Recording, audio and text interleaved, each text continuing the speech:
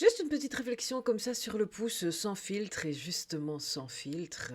Je vois de plus en plus passer évidemment des posts créés avec l'IA, des posts ou des images créées par l'IA. Et très honnêtement, j'ai rien contre l'IA.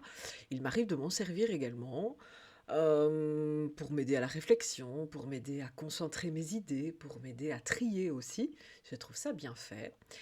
Et, euh, et pourquoi pas, j'ai rien non plus contre les personnes qui ont envie, pourquoi pas, de monter des contenus complets avec l'IA.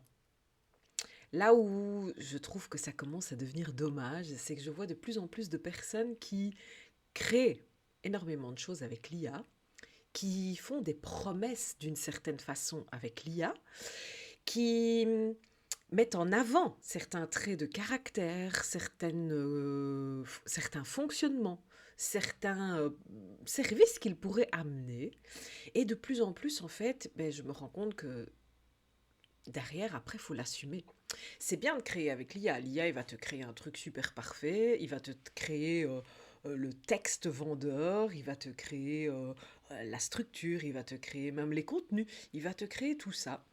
Et, euh, et voilà, ce sera super bien fait, hein, évidemment, hein. C'est un ordinateur, heureusement, encore que, hein. Je parle aussi de ça parce que de plus en plus, on voit aussi beaucoup des bouquins, des e-books, des formations complètes qui sont créées avec l'IA. Et encore une fois, j'ai pas de problème avec ça à partir du moment où, derrière, il y a quand même un humain qui, à un moment donné, va être le porte-parole, le faire-valoir de toute cette conception IA. Et là, ben, de plus en plus, je me rends compte que derrière, l'humain qui est là ne suit pas l'idée. L'IA l'a devancé. Et j'entends tellement de personnes dire ouais, ça fait peur l'IA, un jour l'IA va nous dépasser, un jour l'intelligence artificielle va être mieux que l'humain. Ben, c'est un peu à cause de ce genre de réflexion qu'on peut avoir peur. Parce qu'au final, on crée tellement du bien, tellement du beau, tellement du parfait avec les intelligences artificielles que derrière, est-ce que l'humain a suivi? Ben, pas forcément. Et de plus en plus, c'est ce que je remarque. De plus en plus, quand on gratte derrière des contenus qui sont fabriqués par l'intelligence artificielle, l'humain qui est représenté et représentatif de tout ce contenu-là, ben, il ne suit pas. Il n'est pas ça. Et là, je suis un peu partagée entre est-ce que c'est de l'arnaque ou est-ce que c'est de la bienveillance, de la bonne volonté? Est-ce que c'est vraiment intentionnel? La majorité du temps, non.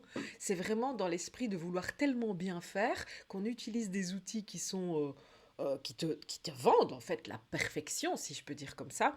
Sauf que ben, l'humain ne sera jamais dans la perfection. La perfection absolue, l'humain, ça n'existe pas. Et là où ça me rend un peu perplexe, c'est que moi, ce que j'aime, c'est justement la nature humaine. Ce que j'aime, c'est l'humain dans son entièreté, dans ses forces, mais aussi dans ses faiblesses, dans ses failles, dans ses fêlures, dans ce qui fait qu'il est différent, dans ce qui fait que chaque humain est différent. Et même si on a des conceptions plus ou moins semblables, parce qu'on est tous selon certains schémas psychologiques, on est d'accord, mais malgré tout, chaque humain, chaque personne va venir mettre sa touche personnelle, va venir faire que ce schéma, cette case, ce fonctionnement psychologique, il s'illumine. C'est vraiment l'étincelle qui vient allumer justement ce schéma global des humains. Et là, en fait, ce qui se passe, c'est que sur les réseaux, dans le milieu public, que ce soit YouTube, que ce soit les réseaux sociaux, TikTok, Facebook, Insta, bref, tout ce que tu veux, eh bien, on est en train de lisser et de relisser encore de plus en plus, et déjà que c'était déjà pas mal avant, mais alors là, ça le fait encore plus, on est en train de lisser la réalité. Sauf que c'est une réalité. C'est la réalité visuelle, c'est la réalité de façade. À l'intérieur, derrière, une fois qu'on entre justement dans ces offres, dans ces accompagnements, voilà, dans le vrai développement de l'humain, bah ça coince. Parce que la réalité, c'est qu'on n'est pas formaté. Alors certains te diraient, oui, mais on le sera de plus en plus. Ouais, mais c'est ce que tu veux vraiment? Est-ce que tout le monde veut réellement devenir formaté complètement? Ou est-ce que, et je parle pas d'être excentrique, hein, loin de là, hein, moi je parle pas d'être quelqu'un d'hyper extraordinaire, d'hyper différent, d'être excentrique, d'être extraverti, pas du tout, hein. Je parle juste de ces quelques petits détails qui font de toi la différence par rapport à ton voisin. Et il faut pas forcément être énorme, hein. Il y a quelques jours dans le Positive Club, donc le Positive Club, si tu ne le sais pas encore, c'est le mastermind que je mène depuis maintenant plus d'un an et demi. Et il y a une personne qui dit, oui, mais moi, ma vie, elle n'est pas si extraordinaire, qu'est-ce que je peux y raconter? Et en fait, si, on a tous des vies extraordinaires, puisque l'ordinaire de l'un n'est pas l'ordinaire de l'autre. Donc ce qui est la touche humaine, la différence, ce qui fait que toi, tu vas voir les choses d'une certaine façon par rapport à ton voisin, va rendre pour ton voisin ta vie extraordinaire. Même si pour toi, elle n'a pas l'air extraordinaire. Et c'est normal, puisque toi, c'est ta vie. C'est ton quotidien. C'est ce que tu vis en permanence. Donc, c'est normal que pour toi, c'est pas euh, extraordinaire. L'extraordinaire, c'est pas pour toi, c'est pour l'autre. L'extraordinaire, c'est pour celui que tu vas inspirer. L'extraordinaire, c'est pour celui ou celle qui te voit, qui te regarde, qui t'admire, qui s'inspire aussi de toi. L'extraordinaire, c'est quand tu sors de l'ordinaire. Et donc, ton ordinaire à toi, c'est l'extraordinaire de l'autre. L'ordinaire de l'autre, c'est parfois extraordinaire pour toi. Et ça, quand tu commences à comprendre ça, c'est là où tu te rends compte que l'humain a de l'importance. Alors l'IA, ok. L'intelligence artificielle comme outil, ok. Mais n'oublie quand même pas une chose.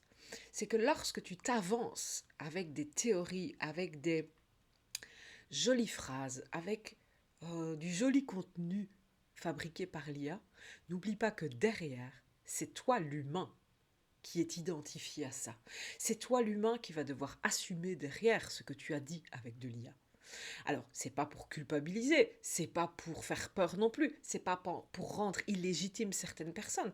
C'est juste qu'à un moment donné, es-tu bien sûr de vouloir assumer ça? Es-tu bien sûr d'être capable d'assumer ça? Et il n'y a rien de mal au fait de ne pas être capable, hein. Moi, je me sens pas à la mesure d'un ordinateur pour les théories. Par contre, pour l'humain, je me dis que je me défends pas mal. Et c'est ça la différence. Voilà, donc c'était juste une petite réflexion comme ça au passage sur l'intelligence artificielle, ou plutôt, je te dirais, l'utilité que l'humain fait parfois de l'intelligence artificielle. Donc, parce que l'intelligence artificielle toute seule, elle ne ferait pas grand-chose, on est d'accord. Donc, voilà ma petite réflexion du jour sur l'IA. Dis-moi ce que tu en penses, franchement, ça m'intéresse.